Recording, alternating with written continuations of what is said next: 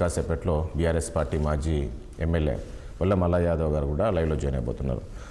ముందుగా సునీతారెడ్డి గారు good morning అండి. నేను ఇంతకుముందు చెప్పినట్లు ఈరోజు మెట్టకేలకు ఒక రైతు భరోసా అయితే రైతు అకౌంట్లో జమ చేయబోతున్నారు. 5, 6, 7 తేదీల్లోనే ఒక గ్రామ సభలు ఏర్పాటు చేసి రైతుల నుంచి కూడా అప్లికేషన్స్ తీసుకోవాలనే ఆలోచనలో ఉన్నారు. తీసుకున్న తర్వాత 14వ తేదీ నుంచి ఈ యొక్క రైతు భరోసా రైతుల అకౌంట్లో జమ చేయబోతున్నారు. అది కూడా 7,500 రూపాయలు. ఏ రకంగా చూస్తుంది బీజేపీ? గుడ్ మార్నింగ్ రాజేష్ గారు, ప్యానెల్లో ఉన్న దిలీప్ గారికి, మల్లన్నకు మరియు 6 టీవీ ప్రేక్షకులకు అందరికీ గుడ్ మార్నింగ్ అండి. రైతు భరోసా వాళ్ళు ఎన్నికలలో ఇచ్చిన గ్యారంటీల మెయిన్ గ్యారంటీ. మనకు అది ఎప్పుడో రావాల్సిన గ్యారంటీ ఇప్పటి వరకు ఇవ్వలేదు.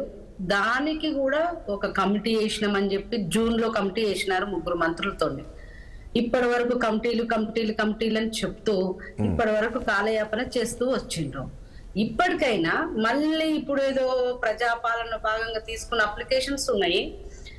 అసలు ఎంత అగ్రికల్చర్ ఉంది, ఎంత పంటలు పండిస్తున్నారు, భూమి అనే దానికి వాళ్ళ దగ్గర లెక్కలు ఉన్నాయి. అన్ని ఉన్నాక మళ్ళీ ఇప్పుడు కొత్తగా ఇంకొక డ్రామా స్టార్ట్ చేసిండ్రు.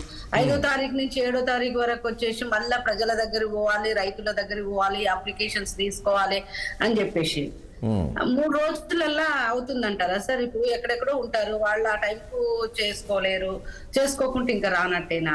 అసలు వీళ్ళు రైతుల లెక్కలు మొత్తం వాళ్ళ దగ్గర ఉన్నప్పుడు, వాళ్ళ అప్లికేషన్స్ ఎప్పుడో చాలా సార్లు తీసుకున్నప్పుడు, మొన్న కూడా ఏదో సర్వే కూడా చేసిండ్రు, దాంట్లో కూడా వాళ్ళ రైతుల వివరాలు కూడా తెలిసినప్పుడు మళ్ళీ ఈ ప్రహాసనం అంతా ఎందుకు?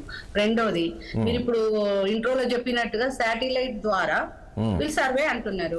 శాటిలైట్ ద్వారా సర్వే చేస్తే సార్, ఇప్పుడు సర్వే చేస్తున్నారంటే ఇప్పుడు రబీలో ఎక్కువ పొలం పెడతారు సార్. ఎవరైనా వర్షాలు పడతాయి, నీళ్ళు వస్తాయి కాబట్టి మనకు రబీలో ఖరీఫ్ లో చాలా వరకు పొలం పెడతారు, కానీ రబీలో తగ్గించుకుంటారు. ఎందుకంటే వాటర్ సోర్సెస్ తగ్గుద్ది. ఇప్పుడు వర్షాలు సకాలంలో పడ్డా కూడా నష్టం చేసే వర్షాలు పడతాయి కాబట్టి ఇప్పుడు 5 ఎకరాలు పెట్టే రైతు 3 ఎకరాలు పెడతాడు. ఎందుకంటే మేము రైతు ఫ్యామిలీ నుంచి వచ్చినాం కాబట్టి మాకు తెలుసు. మాకు ఇప్పుడు 5 ఎకరాల ల్యాండ్ ఉంటే మేము 3 ఎకరాల వరకు పెట్టగలం. అక్కడ ఎవరైనా అలాగే చేస్తారు. ఇప్పుడు శాటిలైట్ ద్వారా మీరు తీసుకుంటూ వచ్చే ఏదైతే ఉందో మిగతాది మనకు అక్కడ పంటలు కనిపించవు. దాన్ని బట్టి మరి వాళ్ళకి ఇవ్వరన్నట్ట. అంతే కదా సార్, వాళ్ళు చెప్పే లెక్కలు. కాసేపు రేషన్ కార్డు కావాలంటారు, అది లేని వాళ్ళకి ఇయ్యనంటారు. మరి రైతులందరికీ రేషన్ కార్డు ఇచ్చిరా సార్?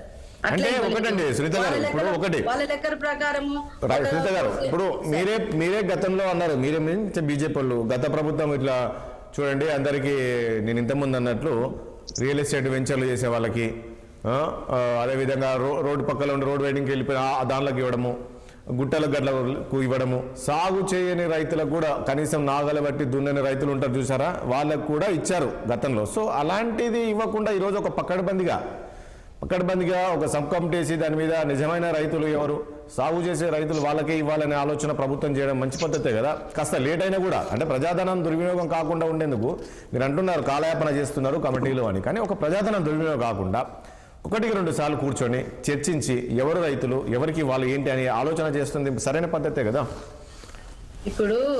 ఇప్పుడు కూడా అదే చెప్తున్నాం సార్.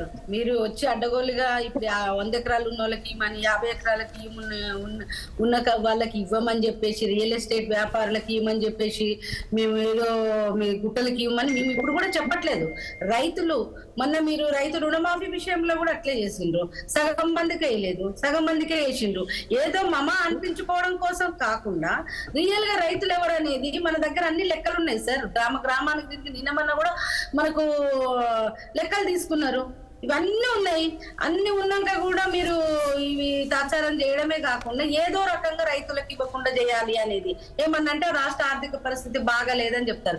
రాష్ట్ర ఆర్థిక పరిస్థితి బాగాలేదన్నప్పుడు మరి ఇప్పుడు ఏమైనా మంత్రులు వాళ్ళు ఏమైనా తక్కువ తీసుకుంటారు సార్? రాష్ట్ర ఆర్థిక పరిస్థితి బాగాలేదని చెప్పేసి మీరు ఎక్కడ పోయినా కూడా మన వేములవాడకు పోతే నిన్న పేపర్లో చూసాను సార్, 32,200 రూపాయలకు ఒక ప్లేట్ భోజనం లాగా రాసింది. మరి ఇట్లాంటి వ్యర్థాలు చేయొచ్చా సార్? మరి తగ్గించుకుంటున్నారు పెడుతున్నారా సార్? ఒక్క నిమిషం. అన్ని వచ్చి రైతుల కాడికి వచ్చేసరికి మీరు కటింగ్లు సార్, పెడుతున్నారు. దిలీప్ గారు, రైతుల కాడికి ప్లీజ్. వచ్చేసరికి వాళ్ళకి ఎలా ఇవ్వకుండా ఎగ్గొట్టాలనేది విషయంలోకి తీసుకుంటున్నారు తప్ప మీరు కమిట్మెంట్ తోని రైతులు ఎవరు అనేది మీకు తెలుసు, మీ దగ్గర ఉన్నది, మీ దగ్గర మొత్తం డాటా ఉన్నది. ఆ డాటా ప్రకారం ఆ 10 ఎకరాల వరకు 7 ఎకరాల వరకు మరి మీరు అది తీసుకున్నది ఏదైనా మరి 1 ఇయర్ నుంచి కాలయాపన చేయకుండా ఇవ్వాలి కదా సార్. రైట్, ఒక్క నిమిషం సునీత గారు. పెట్టడం ఏంది సార్?